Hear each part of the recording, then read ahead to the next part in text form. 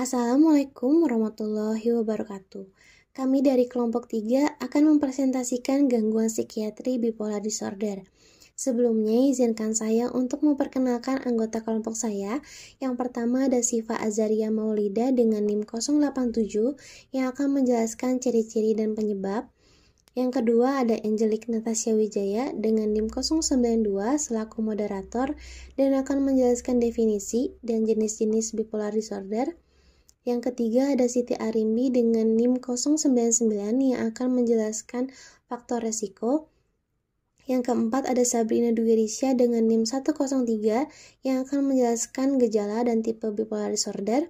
Yang kelima ada Muhammad Abizaki dengan NIM 107 yang akan menjelaskan treatment atau pengobatan bagi penderita bipolar disorder.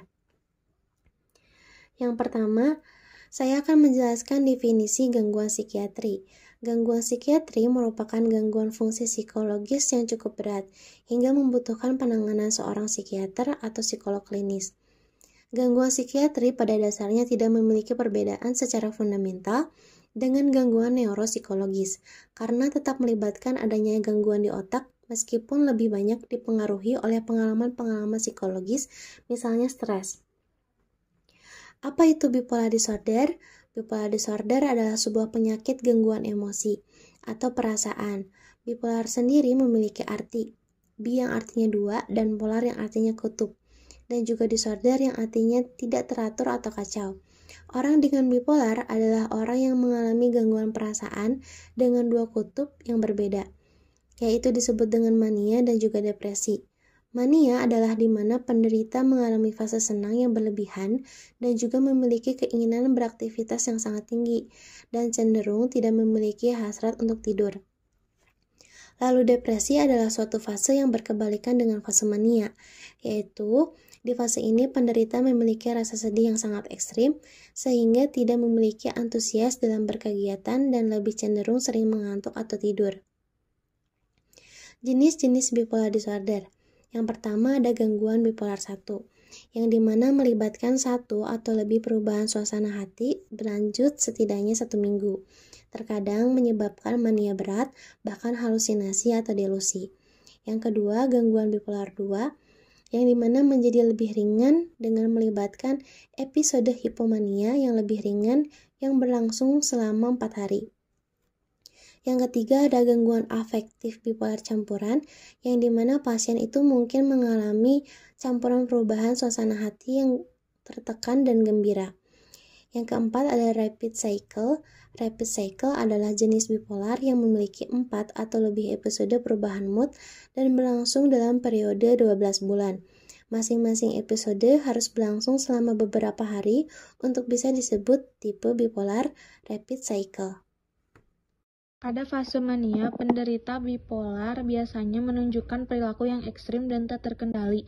Dalam beberapa kasus, penderitanya menunjukkan sikap tidak bisa diam, merasakan kegembiraan yang meluap-luap, tidak bisa tidur, bertingkah sembrono, misalnya belanja gila-gilaan, mengemudi ugal-ugalan, atau mabuk minuman keras, serta mengalami psikosis, yaitu tidak bisa membedakan mana yang nyata dan mana yang hanya ada dalam pikirannya. Sedangkan pada fase depresi, penderitanya akan menunjukkan kesedihan atau keputusasaan yang tidak wajar.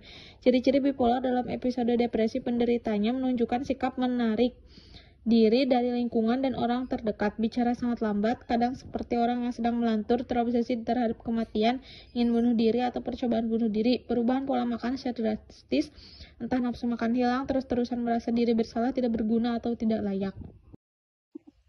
Penyebab bipolar. 1. Stres berat akibat kehilangan orang yang dicintai, pengalaman traumatis seperti kekerasan fisik atau kekerasan seksual, kecanduan minuman beralkohol, dan penyalahgunaan narkoba seperti kokain, penyakit tertentu yang berlangsung lama atau tidak kunjung sembuh, gangguan tidur, masalah dalam pekerjaan atau keuangan, riwayat gangguan bipolar dalam keluarga.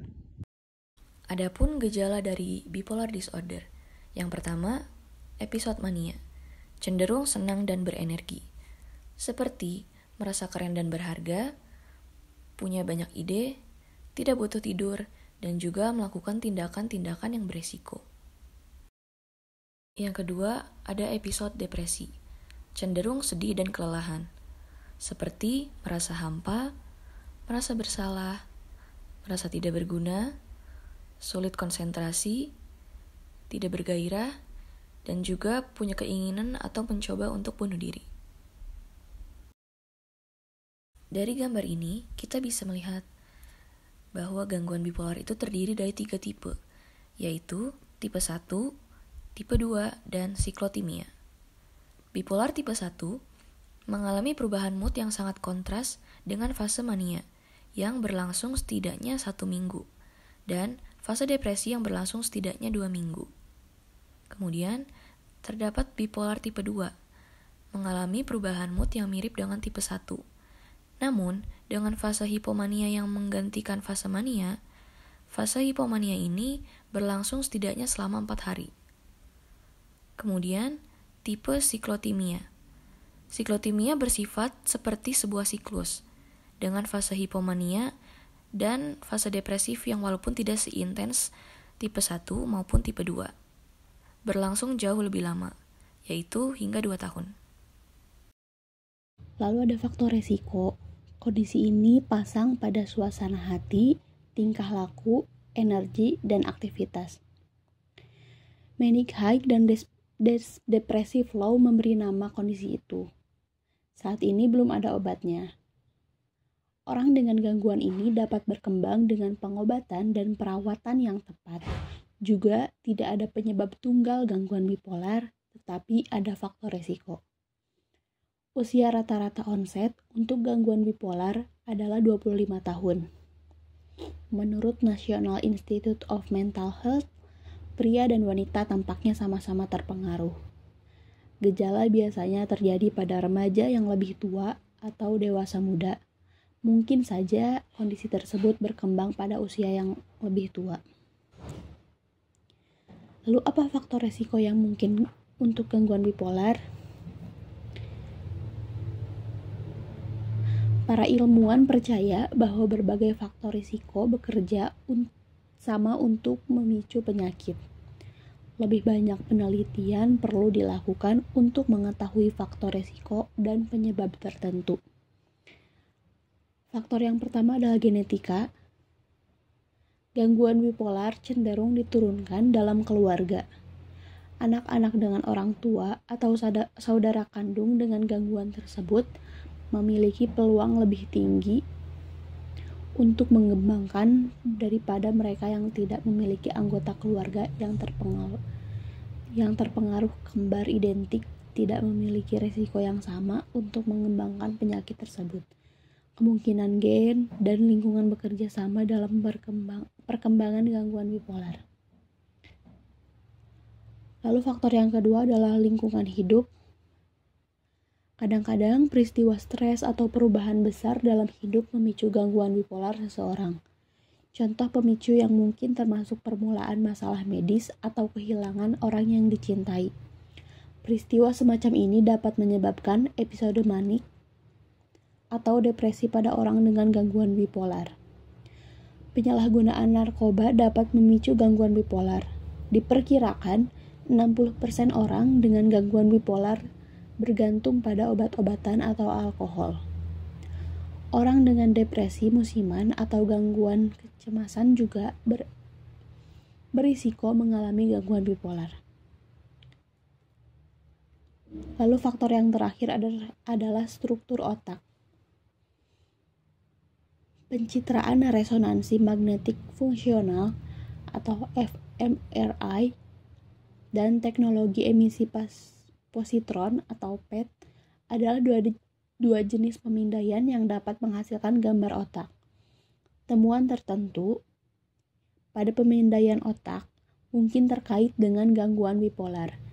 Diperlukan lebih banyak penelitian untuk melihat bagaimana temuan ini secara khusus berdampak pada gangguan bipolar dan apa artinya ini untuk pengobatan dan diagnosis.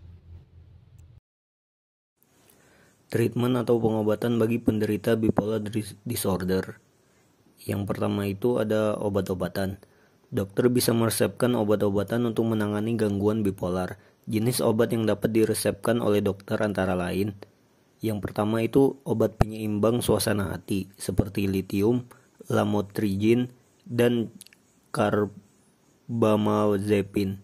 Yang kedua ada antikonvulsif antikonvulsan seperti asam valproat. Yang ketiga, ada antipsikotik seperti aripiprazol, olanzapine, quetiapine, dan risperidone. Yang selanjutnya ada antidepresan seperti fluoxetine, escitalopram, dan sertralin. Selanjutnya ada cara psikoterapi.